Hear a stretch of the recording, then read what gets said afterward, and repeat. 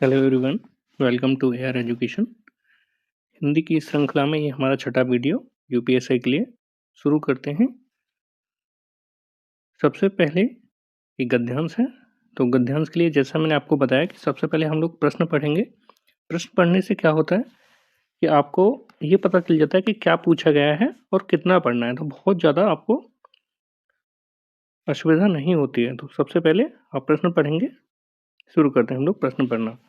प्रश्न एक क्या कह रहा है कि ये जो हमारा अनुच्छेद दिया गया है या अपठित गद्यांश है, इसके अनुसार कौन सा कथन सही नहीं है। तो नहीं के लिए मैंने आपको बोला कि आप इसको अंडरलाइन करके करते हुए चलें या इसको साइकिल कर लें।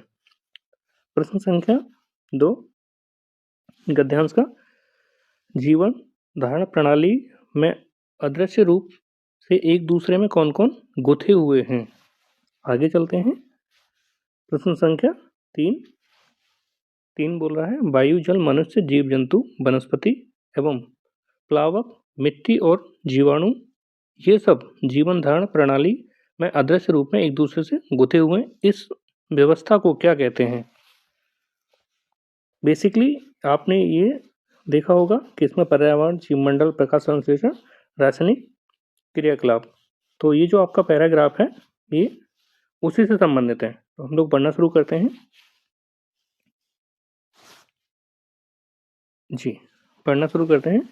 अनुमान है कि जीवमंडल में शैवाल फंगस और काइयों से लेकर उच्च श्रेणियों के पौधों की 3.5 लाख जातियां कितनी हैं 3.5 लाख जातियां हैं तथा एक कोशिकीय प्राणी प्रोटोजोआ से लेकर मनुष्य तक 1 करोड़ इसको आप अंडरलाइन कर सकते हैं 1 करोड़ 10 प्रकार की प्राणी जातियां इसमें सम्मिलित हैं। जीवमंडल इन सभी के लिए आवश्यक सामग्री जैसे क्या क्या आवश्यकता होती है प्रकाश तापमान ताप पानी भोजन आवास की व्यवस्था करता है। जीवमंडल में अनेक प्रकार के जैविक भौतिक घटकों का संतुलन बहुत पहले से ही क्रियाशील रहा है।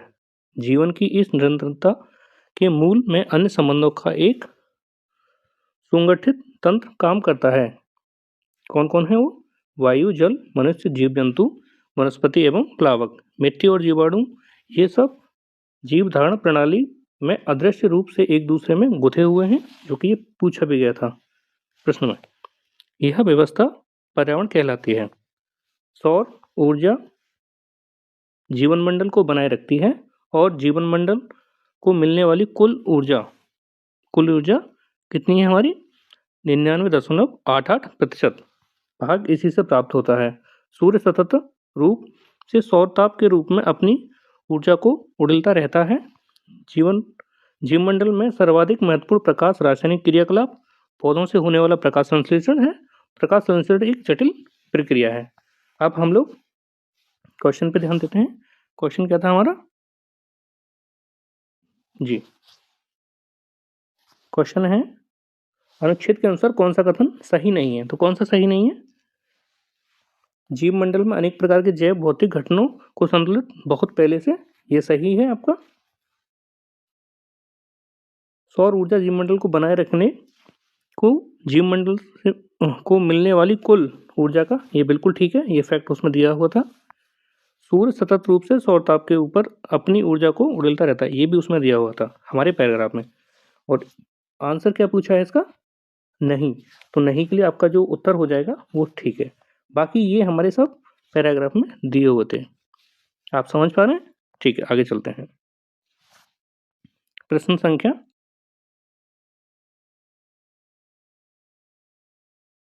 100 प्रश्न संख्या 2 क्या कह रहा है जीव धारण प्रणाली में अदृश्य रूप से एक दूसरे से कौन कौन गुथे हुए हैं। कौन कौन गुथे हुए हैं, इसका जो सही उत्तर है आपका वो है ऑप्शन डी वायु जल मनुष्य जीव जंतु वनस्पति एवं प्लावक मिट्टी और जीवाणु ये सब। ये सारी चीजें हमारी किसमें दे रखी थी पैराग्राफ में। ठीक है आगे चलते हैं। प्रश्न संख्या 3 वायु जल मनुष्य जीव जंतु वनस्पति एवं प्लावक मिट्टी और जीवाणु ये सब जीवन धारण प्रणाली में आदर्श रूप से एक दूसरे गुथे हुए हैं। इस व्यवस्था को क्या कहते हैं, क्या कहते हैं इस व्यवस्था को। जैसा कि हम लोग पढ़ के आए हैं ये किसके अंतर्गत आते हैं, ये सारी चीजें पर्यावरण के अंतर्गत आती हैं। तो ऑप्शन ए इज करेक्ट। आगे चलते हैं।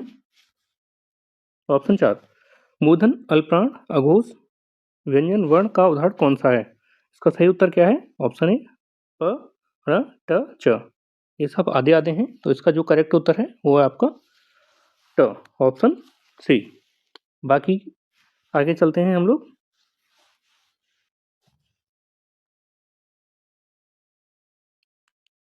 प्रश्न संख्या 5 की तरफ। गुरुजी योग सिखाइए, इस वाक्य में क्रिया किस काल का बोध करा रही है?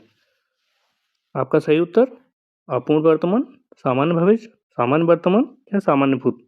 इसका जो सही उत्तर है आपका वो है सामान्य भविष्य, ऑप्शन बी। आगे चलते हैं प्रश्न संख्या 6। महात्मा गांधी अंतर्राष्ट्रीय हिंदी विश्वविद्यालय की पत्रिका का नाम क्या है? क्या है पत्रिका का नाम? ऑप्शन ए गगनांचल, बहुवचन, भाषा या गर्भनाल। इसका जो सही उत्तर है वो है आपका बहुवचन, ऑप्शन बी। आगे चलते हैं प्रश्न संख्या 7।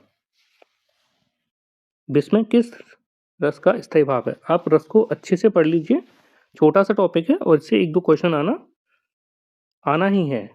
तो आप देखिए इसका क्या है सही उत्तर, स्थायी भाव क्या है इसका? ऑप्शन ए करुण रस, हास्य रस, भयानक रस, अद्भुत रस। इसका जो सही उत्तर है वो आपका डी अद्भुत रस।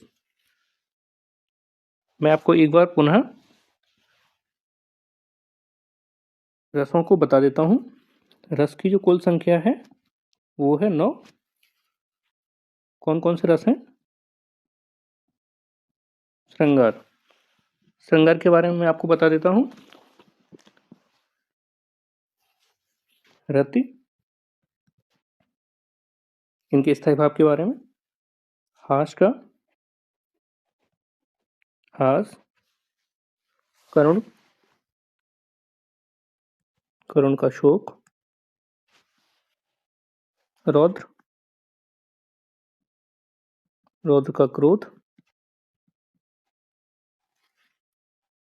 वीर, वीर का उत्साह,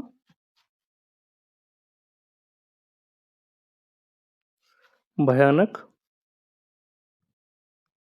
भयानक का भय, विविध, जुगुप्सा,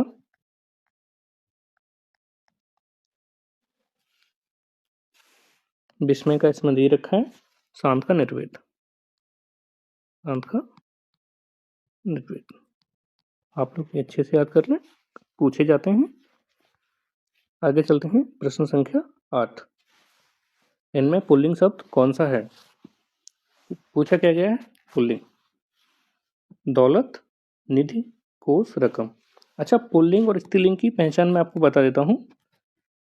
इसमें आप क्या कर सकते हैं, आप सेंटेंस के माध्यम से इसको चेक कर सकते हैं। तो इसका जो सही उत्तर है वो है कोष, ऑप्शन सी।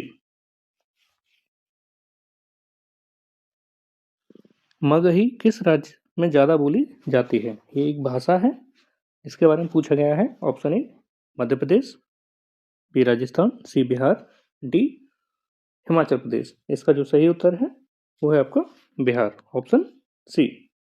आगे चलते हैं प्रश्न संख्या 10। धड़ा उठना मुहावरे का अर्थ क्या है? ऑप्शन ए धक्का देना, ऑप्शन बी आपका शब्द उत्पन्न करना, सी तोलना, डी नष्ट करना। इसका जो सही उत्तर है वो है आपका ऑप्शन सी तोलना। ठीक है, कुछ मैं आपको और बता देता हूं। जैसे डंका बजाना,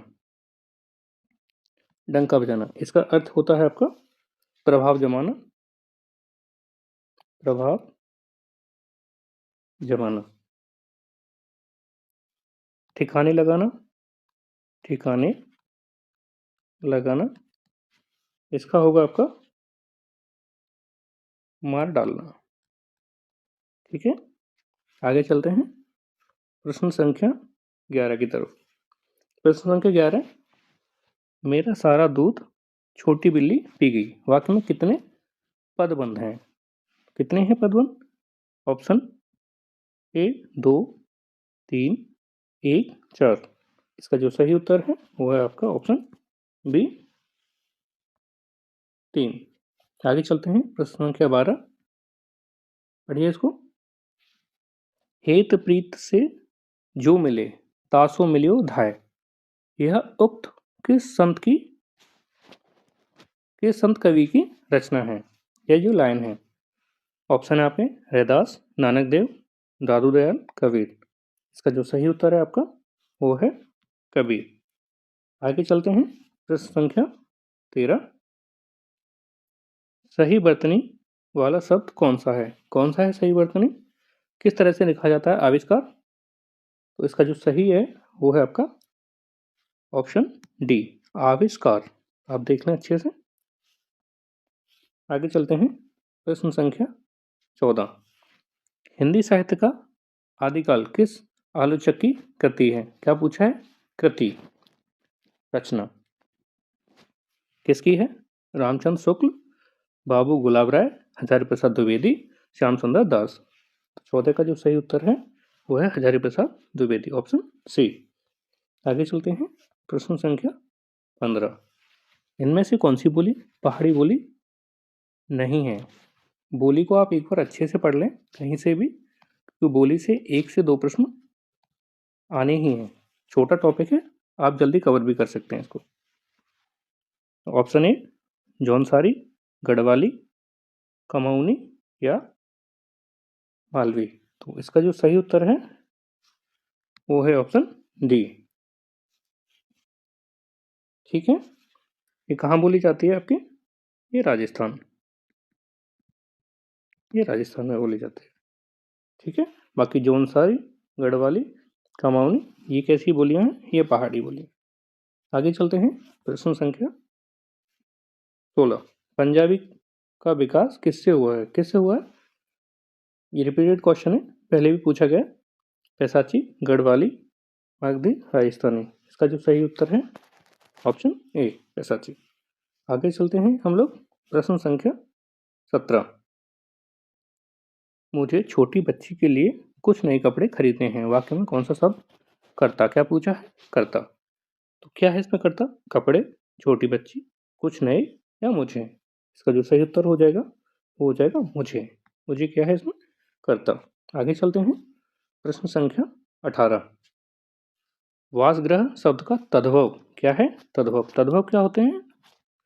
जो हिंदी रूप में होते हैं उन्हें तद्भव कहा जाता है, और जो तत्सम होते हैं वो संस्कृत का रूप होते हैं। ऐसे आप याद रख सकते हैं। तो ऑप्शन है आपका बसेरा, आवास, गृहवास, घोंसला। तो इसका सही उत्तर क्या हो जाएगा? इसका जो सही उत्तर है वो है आपका ए, तद्भव। तो इसका तत्सम क्या होगा मैं आपको बता देता हूँ। वासगृह। ठीक है, कुछ और मैं आपको बता देता हूँ जो कि इम्पोर्टेंट है, पूछे भी जाते हैं। जैसे अग्नि, अग्नि का आप लोग जानते ही हैं, आग है। ऊण, ऊन होता है इसका। यंत्र काफी पूछा जाता है, इसका होता है जंतर, जंतर। और एक ये नारिकेल, ये भी काफी पूछा जाता है, इसका होता है नारियल। ठीक है, आगे चलते हैं प्रश्न संख्या 19 की तरफ। प्रश्न संख्या 19 क्या है?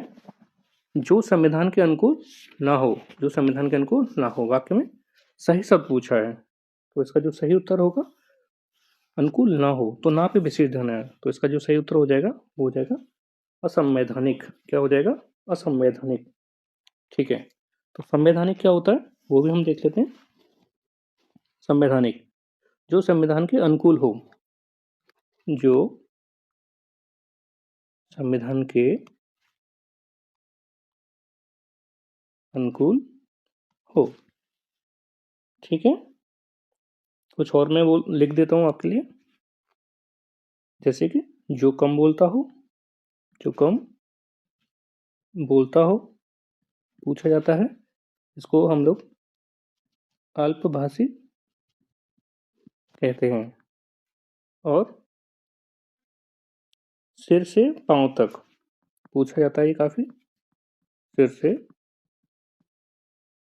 पांव तक, इसका एक शब्द है आपात मस्तक। ठीक है, आगे जिंदा रहने की इच्छा। जिंदा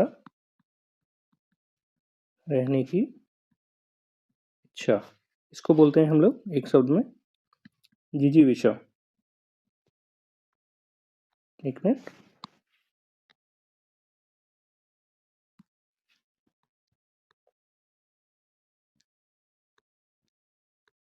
जिजीविषा,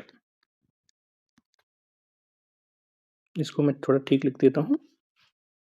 ये है आपका आपात मस्तक। ठीक है, एक और तैरने की इच्छा। तैरने की इच्छा, इसका है आपका तितीर्षा।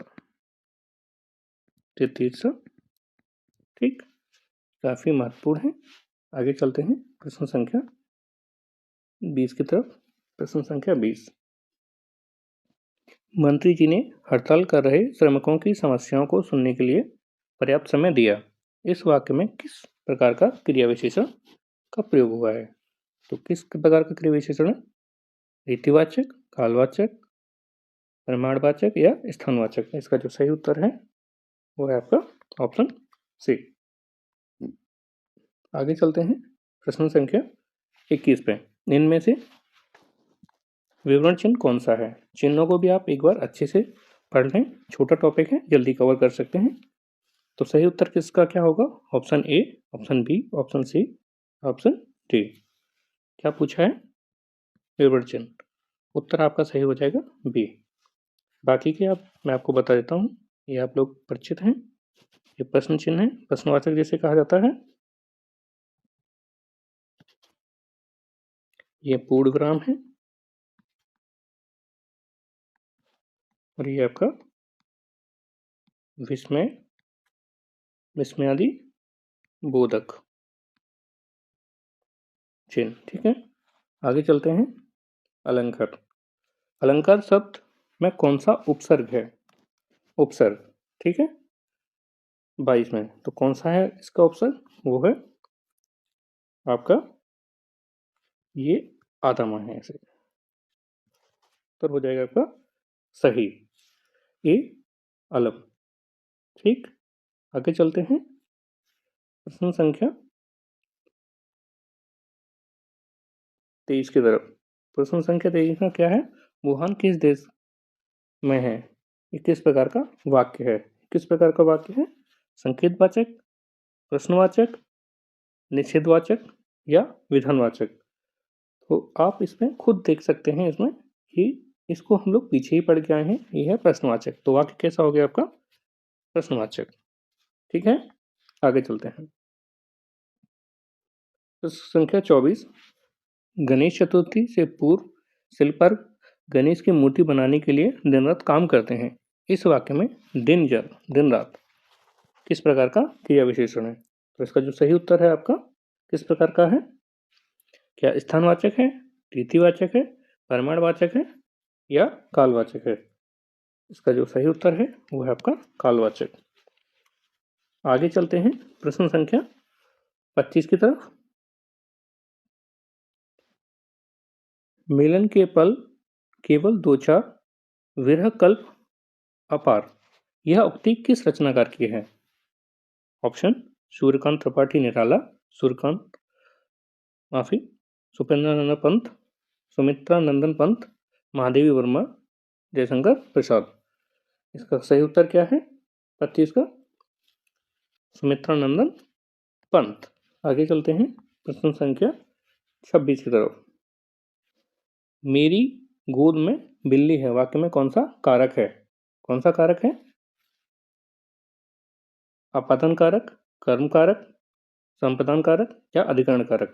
इसका जो सही उत्तर है वो है ऑप्शन डी, अधिकरण कारक।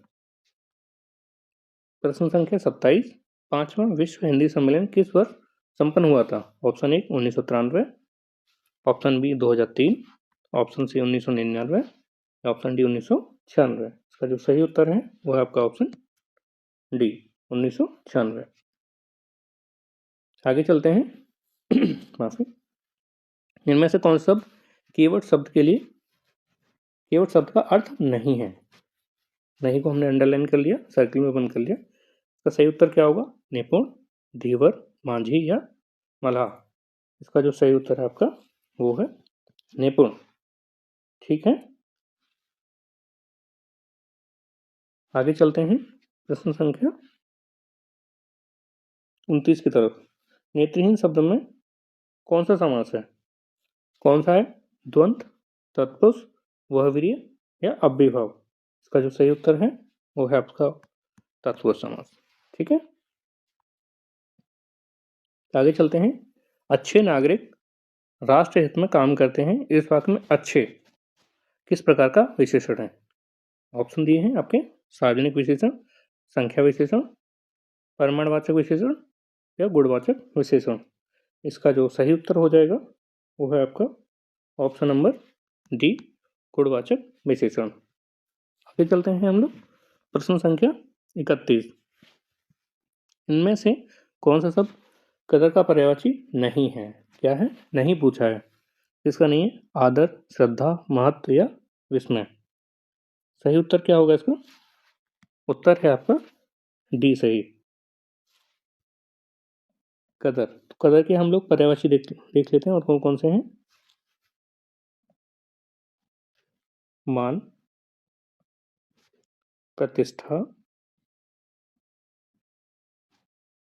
इज्जत,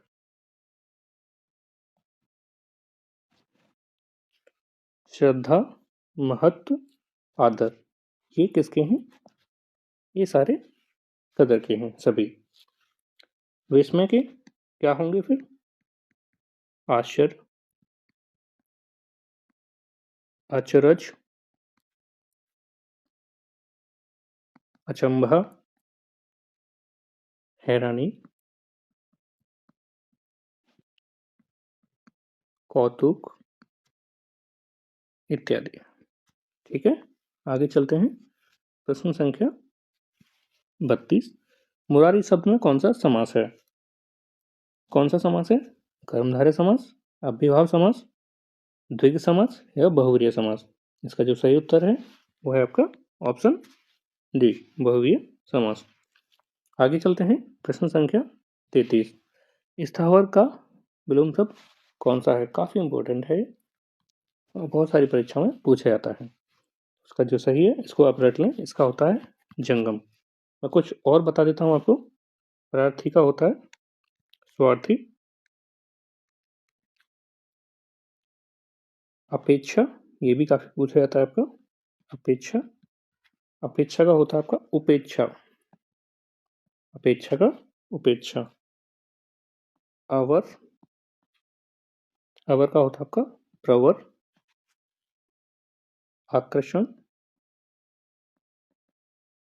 आकर्षण का होता है आपका विकर्षण। ठीक है, चलिए आगे चलते हैं प्रश्न संख्या 34।